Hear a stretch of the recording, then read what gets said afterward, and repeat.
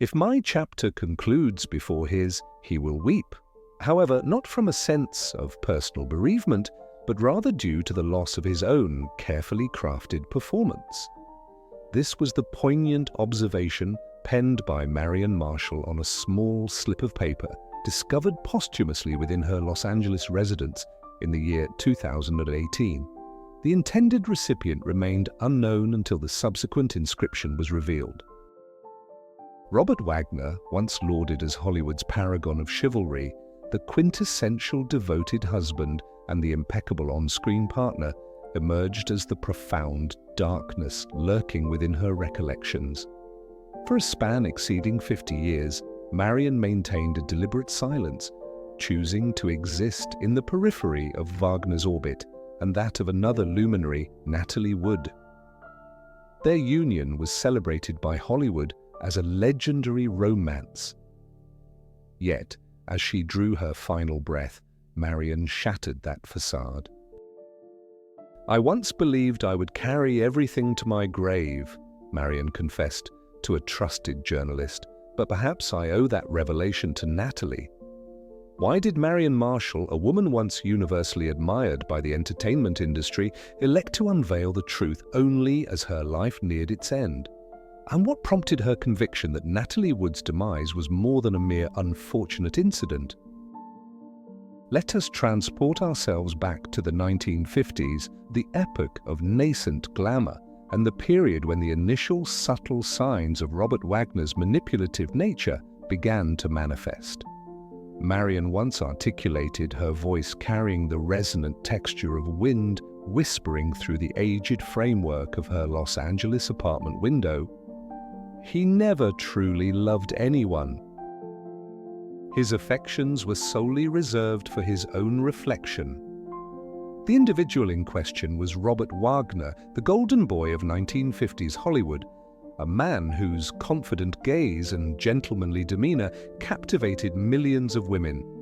However, in Marion's eyes, this radiant persona was merely an elaborate veneer concealing an inner void.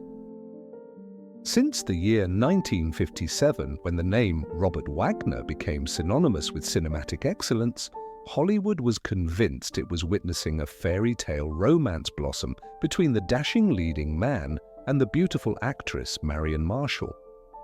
Yet behind the radiant smiles gracing the covers of Life magazine lay a marriage orchestrated with the precision of a film production, directed by ambition, with Wagner in the starring role, and Marion relegated to a supporting part in her own life.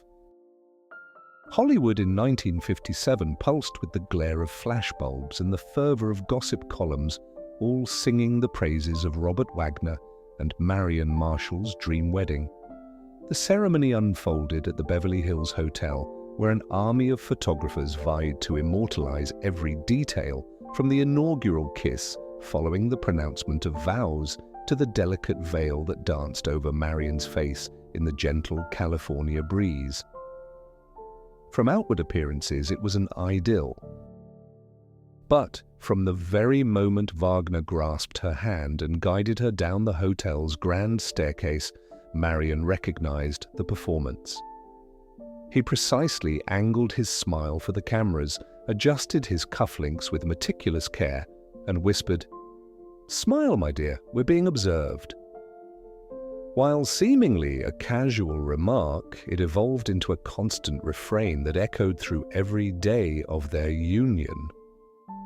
She once confided in her close friend, actress Mitty Gaynor, "He looks in the mirror before he kisses me. He's not looking at me, he's gazing at himself." In every publicity photograph, Wagner would rest a hand tenderly on her shoulder, his smile warm, his eyes conveying affection. But once the spotlight dimmed, a chilling silence would descend. There were nights when Marion awoke to find him seated on the sofa, his gaze fixed on an unseen point, a cigarette burning forgotten between his fingers. When she inquired about his thoughts, his sole response was, "I'm strategizing for my next role." Eventually, Marion grasped that even within the sanctuary of their shared home, Robert was not truly present as a man, but rather as a character. To the public, they were the adored golden couple of Warner Studios. But for Marion, their supposed affection lacked any genuine warmth. "He never held my hand in public unless a camera was present," she recounted. While this might sound like an exaggeration, even the photographers of that era corroborated her statement. Wagner consistently maintained a calculated distance from his wife when no lenses were directed at them, as if apprehensive of tarnishing his meticulously cultivated image. Crew members at Fox recalled that in 1958, during the release of A Kiss Before Dying, Wagner spent hours before a mirror, perfecting his smile and his most flattering profile. When Marion inquired if he was preparing for the premiere, he replied, "No, I'm preparing to be remembered." It was then that she comprehended his true need was not for love, but for adoration. At exclusive Hollywood gatherings in Bel Air, Marion would stand demurely beside her husband, observing him captivate everyone in his vicinity. Robert possessed the remarkable ability to engage in conversations with multiple individuals simultaneously, his smile unwavering, his attention instinctively drawn to the nearest glint of a camera lens. Each instance of this, Marion remarked, left her feeling as though she were in the company of a photograph, not a man. Prior to his union with Marion, Wagner had been deeply enamored with Natalie Wood, the beloved American sweetheart of Rebel Without a Cause. Even after marrying Marion, he seemed unable to extricate himself from Natalie's pervasive influence. On the vanity table in their bedroom, Wagner kept a framed photograph of Natalie, referring to it as a significant piece of cinematic history. Marion remained silent, turning away to weep in private that night. "I understood then that I could never truly compete with the past," she confided years later. "My presence was merely to fill the void she had left behind." In 1960, they relocated to an imposing mansion in Coldwater Canyon. The residence was expansive yet exuded a palpable chill. Mirrors adorned the walls, creating an unsettling sensation for Marion, as if a third entity were perpetually present. Each morning, Wagner dedicated considerable time to preening before these mirrors, meticulously grooming his hair, adjusting his tie, and flashing a smile that was never intended for her. Marion once playfully posed the question, "What would you do if a mirror were to shatter one day?" His response, delivered with icy detachment, was, "I would simply acquire a new one." To the outside world, they remained the picture-perfect couple. They graced the cover of Look magazine, attended opulent Oscar parties, and posed alongside the industry's most celebrated luminaries. However, behind closed doors, Wagner invariably took the lead, leaving Marion trailing a few steps behind. "I felt like his shadow," she revealed in an unpublished interview from 2017. And shadows are never meant to be illuminated. Over time, Marion came to realize she was sharing her life with an individual whose primary devotion was to fame, surpassing even his own self-regard.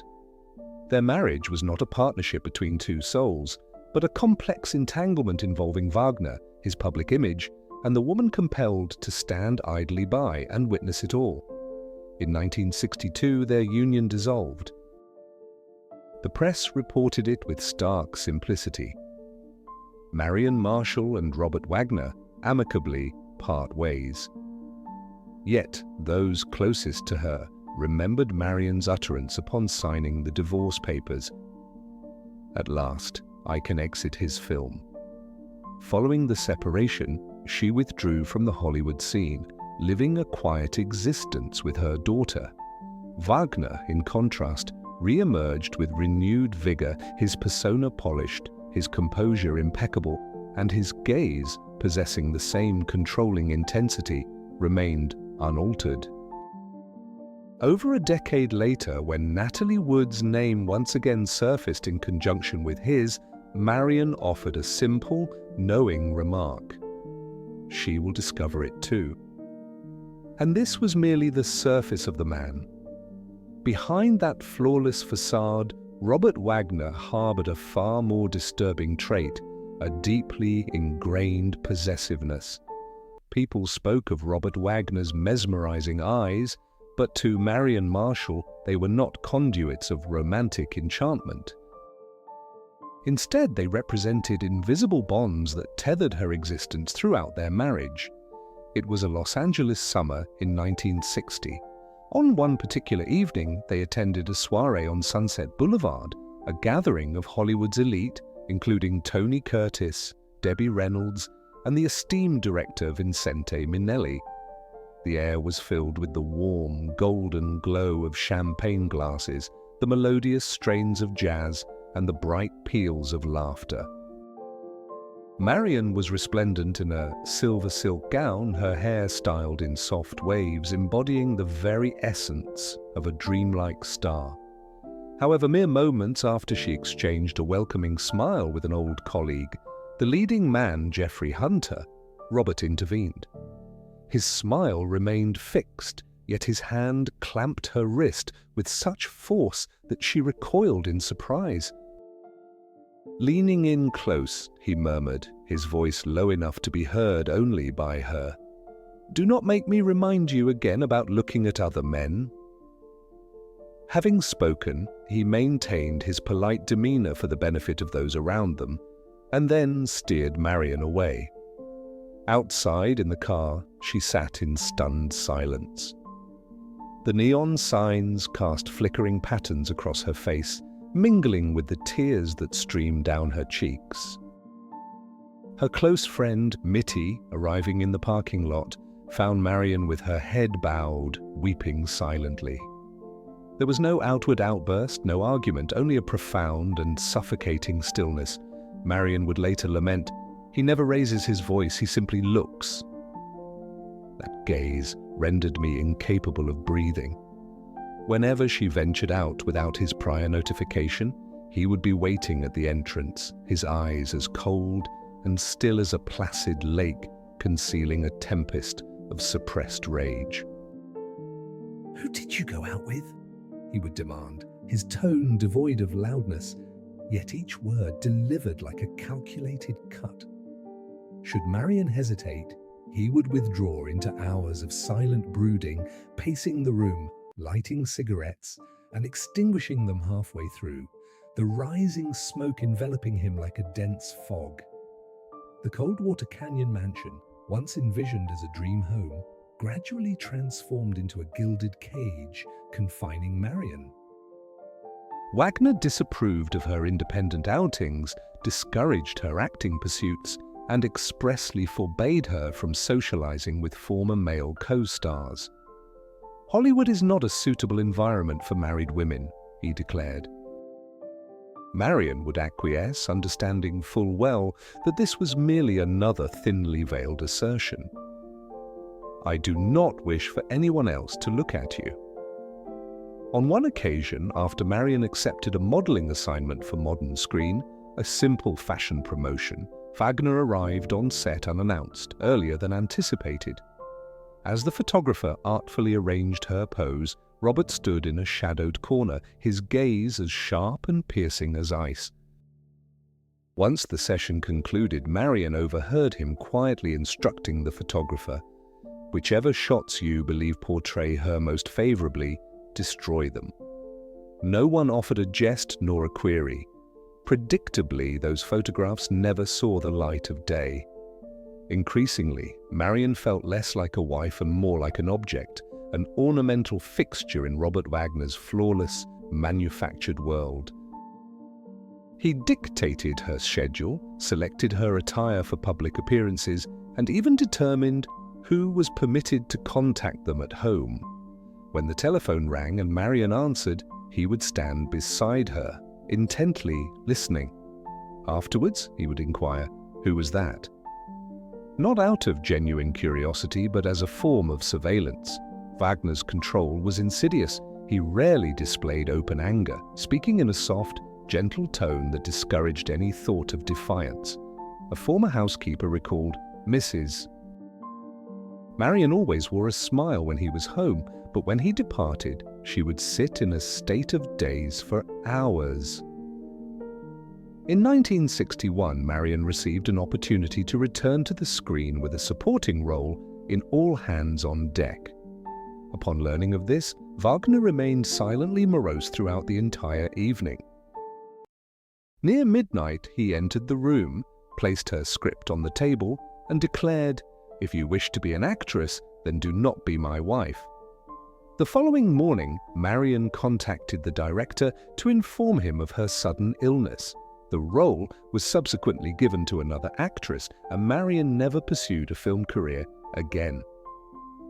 At social events, Wagner continued to embody the role of the devoted husband, smiling, offering drinks, and placing a solicitous arm around her, as if for a product advertisement. However, should another man's hand linger on her arm for even a fraction of a second too long, his smile would falter. Once they were behind closed doors, Marion would endure the familiar interrogation. "Why did you look at him like that?" "I wasn't looking at anyone." "I saw you. Don't attempt to deceive me." This occurred so frequently that Marion eventually learned to avoid looking at anyone, even when directly addressed. "I gradually forgot what it felt like to be free," she confessed. She believed he didn't need to lock her up. His gaze was sufficient imprisonment. The breaking point arrived in the autumn of 1962, when Marion expressed a desire to visit her mother in New York. Wagner initially agreed, but just prior to her departure, he presented her with a same-day round-trip plane ticket. "Go have lunch with your mother, then return. I cannot sleep here without you." While seemingly a romantic gesture, Marion recognized it for what it truly was: an order. As time progressed, Wagner developed an obsessive conviction that everyone was attempting to usurp Marion from him. One evening, upon receiving a letter from a high school acquaintance, he read it and proceeded to tear it to shreds before her eyes, stating, "I simply do not like others remembering you." Marion lowered her head, her hands trembling.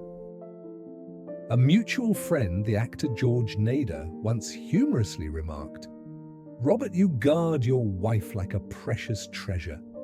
Wagner responded with a smile, his voice a whisper, as light as mist, yet chillingly cold. "A treasure must be held tightly, lest someone abscond with it." This form of affection, a potent blend of possession and obsession, systematically eroded Marion's sense of self. Each morning, she awakened in a grand residence that felt akin to a crystal enclosure. Everything sparkled, everything appeared flawless, and everything served to suffocate her spirit. In 1962, upon her decision to divorce, Marion confided in a friend, "I am not leaving because I have ceased to love him. I am leaving because if I remain, I will cease to exist." And that is precisely what transpired. Following their separation, Marion all but vanished from the Hollywood landscape. Robert, however, did not. He re-emerged more radiant than ever, his persona polished, his confidence restored, his smile intact, and with it, that same unyielding, controlling gaze. When Wood's name reappeared in association with his, Marion offered only a single, brief pronouncement: "She will discover it too." And indeed, she did. But it was tragically late. Beneath his polished demeanor, Robert Wagner harbored another facet of his nature, a duplicity where a smile and a falsehood were separated by a mere breath. On television, Robert Wagner consistently presented an image of calm refinement, his smile perpetually in place, embodying the archetypal Hollywood gentleman, self-assured in his bearing, precise in his speech, and revealing no true emotion. Yet, as Marion Marshall recounted, the man behind closed doors was a starkly different individual. When the door closes, he becomes silent, she explained. A silence so profound I feel as though another person has entered the room. That silence was not indicative of peace, but rather of someone concealing something, a darkness he was determined to keep hidden. The 1960s represented the zenith of manufactured image in Hollywood. Those stars who mastered their public personas were the ones who endured. Robert Wagner understood this better than most. He performed not only for the cameras, but in the fabric of his everyday existence. During dinner, he would offer courteous bows to staff, express his gratitude, and shake hands with acquaintances. Mere moments after exiting the car, his countenance would shift to an icy coldness in an instant. Marion recalled leaving a Beverly Hills party amidst the throng of paparazzi. He draped an affectionate arm around her. Minutes later, as the vehicle turned down a deserted street, he withdrew his hand and murmured, "Next time, don't smile so excessively. People will perceive you as feigning happiness." Marion fell silent. In that precise moment, she understood his fear was not of pretense itself, but of people witnessing her genuine joy, for happiness was not a component of the narrative he had meticulously scripted. Those who collaborated with Wagner often remarked on his ability to transition expressions instantaneously from tender one moment to terrifying the next. On set, he was lauded for his naturalism. But to Marion, it had transcended acting. It had become his true essence. She once stated, "He knows precisely when to smile, when to fall silent, when to clasp my hand to reassure the audience. Every action is calculated." One morning in 1961, Marion happened to open a drawer in Robert's desk in search of a receipt. Amidst the papers, she discovered a cream-colored envelope, its edges softened with wear, containing a letter in neat handwriting. The letter, devoid of any perfume, was addressed to Natalie Wood. Its opening line read, "I have tried to forget you, but I only feel a deeper emptiness." Marion did not read any further. She carefully refolded the letter, replaced it precisely where she had found it, and quietly exited the room, walking with deliberate slowness to prevent her tears from falling. From that day forward, she never again inquired about Natalie with Robert, understanding that any response would be merely another manufactured performance. Consequently, Marion began to realize that the man with whom she shared her life was, in essence, non-existent.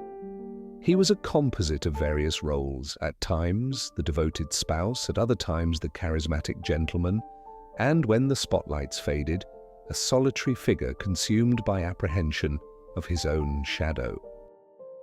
One night, Marion awoke at 3 o'clock in the morning to find Robert standing before the bedroom mirror, the dim light casting a pallid glow across his features.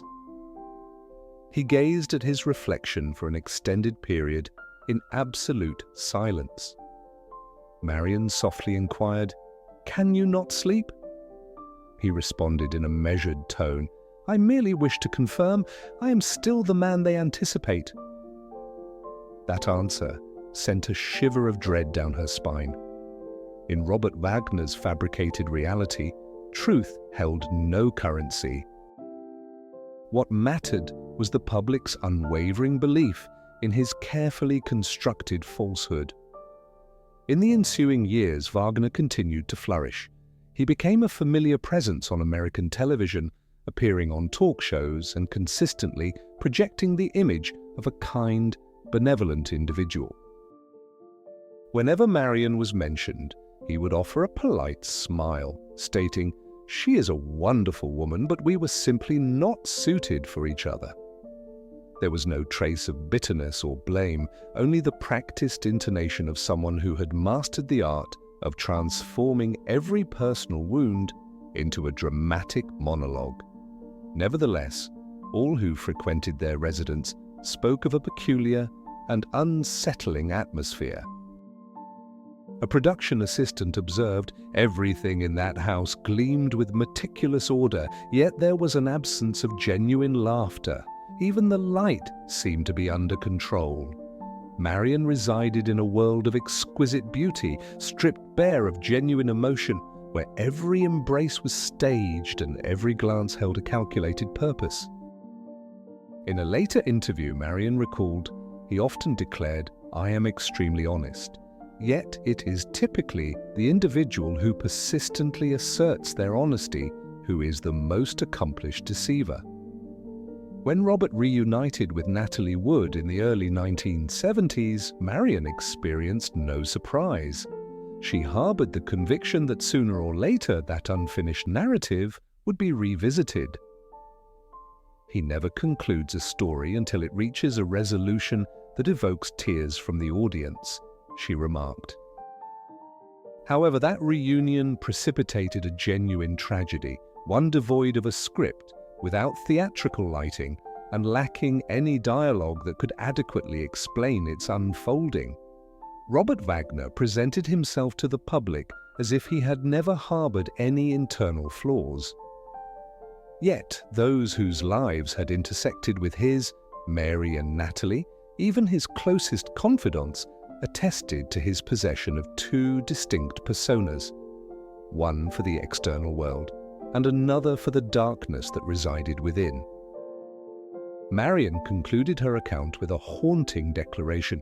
"He's not merely adept at portraying the gentleman, he genuinely believes he embodies that role, and that is the most terrifying aspect of all."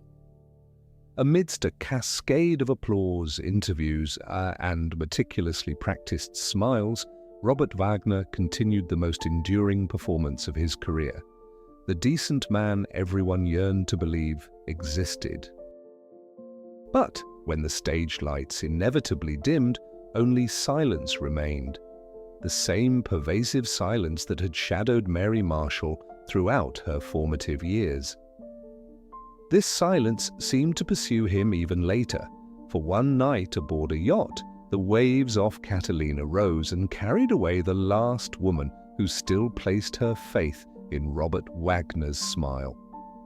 On a somber night in late November 1981, the waters surrounding Catalina were as frigid and dark as black velvet. News of Natalie Wood's demise aboard a yacht spread with the rapidity of a tidal wave. In Los Angeles, Marion Marshall listened to the radio in her modest apartment, her arms clasped tightly around herself as if to quell an internal tremor. She uttered only 3 words, soft as a breath, yet heavy as stone. "I knew it." The public interpreted this as an expression of shock.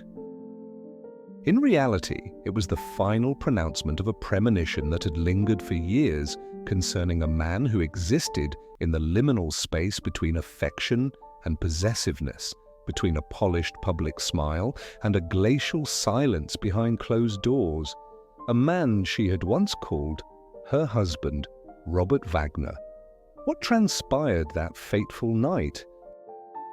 According to press reports and the subsequent official inquiries conducted off the coast of Santa Catalina Island, the opulent vessel, with its polished wooden cabin and gleaming mast lights casting ethereal beams upon the water, carried 4 individuals: Natalie Wood, Robert Wagner, the actor Christopher Walken, and the captain Dennis Diver. On paper, it was intended as a weekend retreat. In subsequent retellings, however, it evolved into a weekend fraught with tension. From the intimate confines of the cabin's small bar, glasses were repeatedly filled and emptied. Tales of their lives and careers became interwoven. And beneath the veneer of laughter, an ever-present compressed silence permeated the atmosphere, reminiscent of the profound stillness Marion had described, so thick it felt as though an uninvited presence occupied the space. Whatever events transpired between midnight and dawn remained shrouded in the ambiguity of an unwritten script. The initial report classified it as an accident. Natalie, who by many accounts could not swim, apparently fell overboard. The boat was found and she was discovered deceased. In newspaper headlines, the phrase "accidental drowning" became a recurring refrain. However, in the years that followed, as statements were re-examined, new interviews surfaced, and forensic evidence underwent closer scrutiny, the initial narrative began to fracture. Minor inconsistencies, such as the drifting dinghy, reports of audible disturbances, arguments, and the mention of bruising, collectively prompted many to question whether it was purely an accident. Why did so many elements fail to align perfectly? Marion was not a detective. She was a woman who had intimately experienced the complex world of Wagner, who understood the searing heat of stage lights and the chilling impact of a closing door, and who grasped the profound implications of orbiting a man whose desire for control was so consuming that he transformed love into an inescapable prison. Some years prior, during a social gathering, under the influence of spirits, Marion recollected a veiled remark made by Wagner. His words, when stripped of their musicality and the festive ambiance, resonated with a chilling finality. "If she's not mine, she'll be no one's." This stark pronouncement, devoid of its original context, felt like a faint but indelible mark upon their shared future. She never used this memory as a weapon to confront him. Instead, she harbored it like a persistent ache, a constant internal prick that endured until her final days. When news of Natalie's demise reverberated across the globe, Marion found herself by the window, observing the steady stream of vehicle lights tracing the boulevard, resembling a cascade of fallen stars. In her recollection, Robert was a man adept at reshaping his narrative, much like one might change an outfit, sometimes adopting a gentle demeanor, at other times a firm one. He would claim forgetfulness or downplay events, asserting that nothing of consequence had transpired. In public, his comportment was invariably polished and guarded, devoid of any provocative edge. His speech meticulously crafted, as deliberate as the measured steps of someone accustomed to the glare of cameras. To Marion, this outward perfection was merely a tangible manifestation of deep-seated concealment. "He can convince all of Hollywood," she once remarked, "and that's precisely why I fear what lurks beneath that facade." The official inquiry concluded, labeling the incident an accident. The public's unease subsided, yet, with each television appearance Robert made, the event resurfaced, an undercurrent pulling at the edges of collective memory. In subsequent years, various accounts began to diverge. Television documentaries reignited interest in the case. The captain of the Splendor offered more extensive testimonies, forensic advancements surfaced in the news, and the term "person of interest" emerged in media reports as authorities announced a re-examination of the evidence. Society itself underwent transformations, investigative techniques grew more sophisticated, and even the interpretation of cultural touchstones like "a dark night" evolved. From initial statements to later pronouncements, Robert Wagner's name remained perpetually poised between illumination and obscurity, never convicted, but perpetually shadowed by doubt. From the media's perspective, there was much discussion of the influence of celebrity, the appeal of a cherished star, the familiarity of a beloved television presence, and his extensive network within Hollywood, supported by a cadre of legal counsel, managers, and publicists, akin to an unseen but palpable barrier. Such protective measures don't necessarily distort the truth, but they possess the capacity to delay its emergence, to spin the narrative in circles, and to transform public skepticism into sheer exhaustion.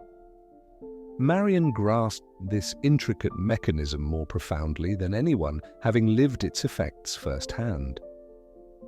She had experienced the strange duality of being lauded under the spotlight, only to be relegated to the shadows when its beam shifted. Before her passing, Marion recorded a crucial detail. Her voice, frail as a thread, carried words as sharp as a honed blade. "He's afraid of water." It was perhaps this very fear that ultimately consumed the woman he professed to love. Her statement was not a direct indictment, but rather an evocative image, a metaphor, a means of comprehending destiny. A man who had meticulously constructed his existence upon a smooth, reflective surface, a mirror that presented only outward appearances, was ultimately confronted by another surface, vast and dark, reflecting nothing but the abyss. In the limited interviews he granted, Robert vehemently refuted all speculative theories, maintaining that the loss of Natalie left an unhealing wound. He spoke tenderly of his affection for her, of shared family moments, and of his efforts to protect her. The public remained divided. Some accepted the tragic accident narrative, while others pointed to a confluence of improbable circumstances.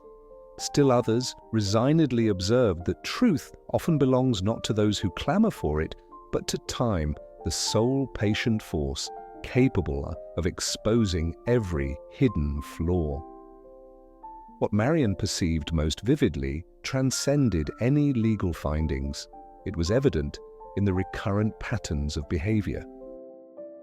The man who commanded the spotlight, the man of reticence, the one who spoke softly yet clung tenaciously, the individual who elevated love onto an altar only to venerate his own reflection.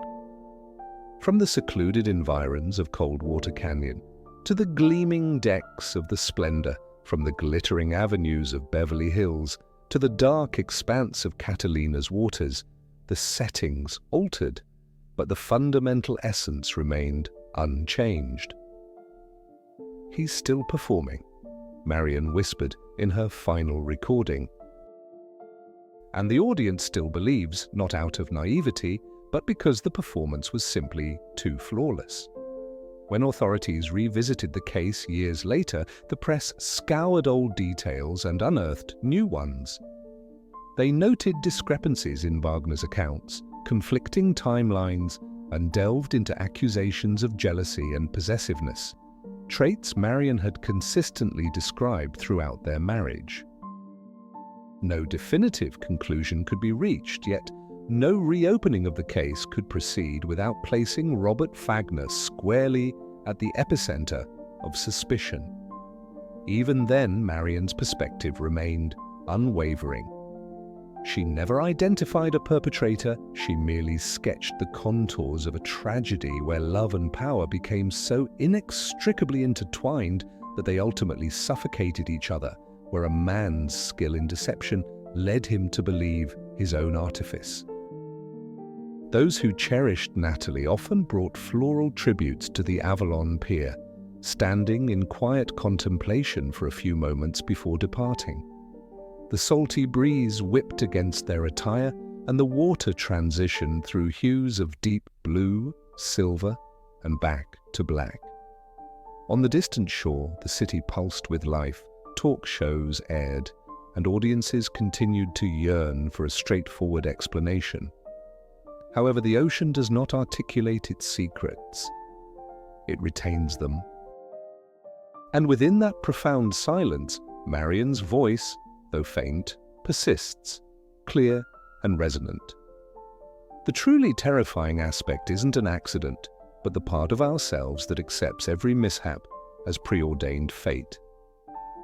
Ultimately, what Marion bequeathed was not an accusation, but a cautionary message, a testament to an era that elevated superficial appearance to the status of worship. A man who wielded imagery as both a shield and a weapon, whose love was stretched so taut between admiration and ownership that it inevitably snapped. The passing of Natalie Wood, officially deemed an accident, remains the most profound reflection, mirroring Marion's lifelong assertion. Behind the facade of the perfect gentleman can lie an unfathomable emptiness, As the years progress and official records are updated, the waves of Catalina continue their relentless assault on the coastline. Los Angeles, summer of 2018. Merely months after Marion's eyes closed for the last time, a headline flashed across television screens. The old case was under review. Those who had once loved Natalie paused, their gazes fixed upon the screen, as if beholding a door left slightly ajar, still clinging to the hope of an answer. Marion, however, no longer waited. She had already spoken the essential truth. "He's still performing," she had stated, "and the audience still believes." That observation was not directed at legal proceedings or journalistic endeavors, but at those who inherently long to inhabit a beautiful narrative, even when that narrative unfolds upon dark waters. Marion Marshall departed this life quietly, without fanfare, grand tributes, or lengthy obituaries, but her parting words, preserved in trembling recordings and fragmented recollections concerning the man who convinced Hollywood of perfection, sent a ripple through the film industry. This was not due to the revelation of some sensational secret, but rather the exposure of a stark reality.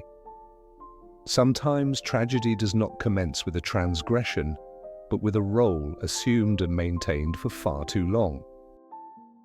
For decades, Robert Wagner has navigated the precarious boundary between legend and deception, between light and shadow, between the man he was and the persona he meticulously crafted. Perhaps the most profound tragedy of his existence was not the loss of Natalie Wood, but his own self-erasure, a surrender that occurred long ago. It was the moment he chose performance over authentic living, love enacted through a role rather than felt within a heart. And now, as the waves of Catalina ceaselessly crash upon the shore, a perpetual reminder, Marion's voice continues to echo from that final recording. He's still acting, and the audience still believes. If you feel there is a hidden darkness behind every Hollywood smile waiting to be uncovered, please like, subscribe, and share this video so that more individuals can discover the untold story of Robert Wagner, the man who lived his entire life within a self-authored role.